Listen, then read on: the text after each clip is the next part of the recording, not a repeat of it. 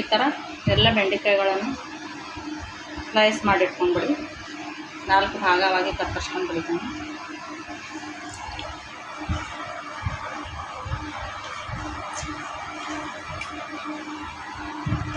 ಇದಕ್ಕೆ 1 ಸ್ಪೂನ್ ಆಗುವಷ್ಟು ಉಪ್ಪು ಹಾಕೊಳ್ಳೋಣ. 1 ಸ್ಪೂನ್ ಆಗುವಷ್ಟು ಅರಿಶಿನ ಹಾಕೊಳ್ಳೋಣ. 1 ಸ್ಪೂನ್ ಆಗುವಷ್ಟು ಅಚ್ಚ ಖಾರದ ಪುಡಿ ಹಾಕೊಳ್ಳೋಣ. 1 ಸ್ಪೂನ್ ಆಗುವಷ್ಟು ಕಾರ್ನ್ಫ್ಲೋರ್ ಹಾಕೊಳ್ಳೋಣ. ಹಾಗೆ 1 ಸ್ಪೂನ್ ಆಗುವಷ್ಟು ಅಕ್ಕಿ ಹಿಟ್ಟು ಹಾಕೊಳ್ಳೋಣ. 2 ಸ್ಪೂನ್ ಆಗುವಷ್ಟು ಕಡಲೆ ಹಿಟ್ಟು ಹಾಕೊಳ್ಳೋಣ. ಇದಕ್ಕೆ ಸ್ವಲ್ಪ ಹಾಕ್ಕೊಳ್ಳಿ. ನೀರು ಜಾಸ್ತಿ ಬೇಡ, ಸ್ವಲ್ಪ ಪ್ರಮಾಣದಲ್ಲಿ ನೀರು ಹಾಕ್ತಾಯಿದ್ದೀನಿ ನಾನು. 1-2 ಸ್ಪೂನ್ ಆಗುವಷ್ಟು ಅಷ್ಟೇ.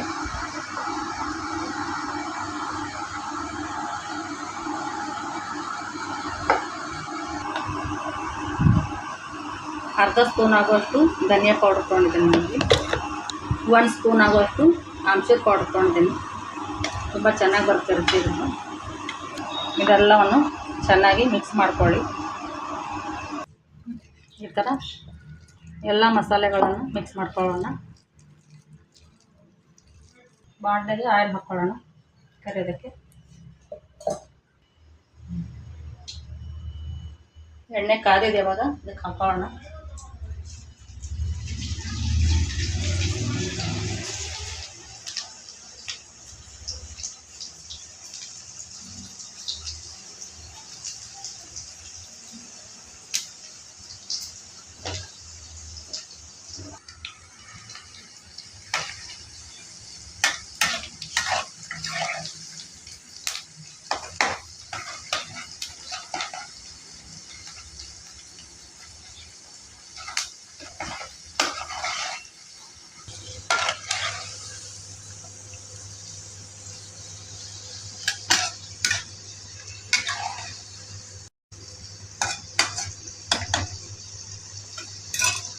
ಇದೀಗ ಆಗಿದೆ, ತಕ್ಕೊಂಡ್ಬಿಡೋಣ. ಇದನ್ನು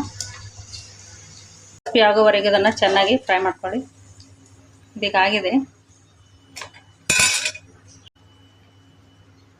ಈ ಥರ ಜಾಲಿಯಲ್ಲಿ ಹಾಕ್ಕೊಳ್ಳಿ. ಈ ಥರ ಇರುತ್ತೆ. ಎಕ್ಸ್ಟ್ರಾ ಆಯಿಲ್ ಏನಾದರೂ ಇದ್ದರೆ ಇದಕ್ಕೆ ಹೋಗ್ಬಿಡುತ್ತೆ ಕೆಳಗಡೆ. ಕ್ರಿಸ್ಪಿ ಬೆಂಡಿ ಮಸಾಲ ರೆಡಿಯಾಗಿದೆ. ನಾನು ಅದನ್ನು ಇಲ್ಲಿ ಹಾಕ್ತೀನಿ.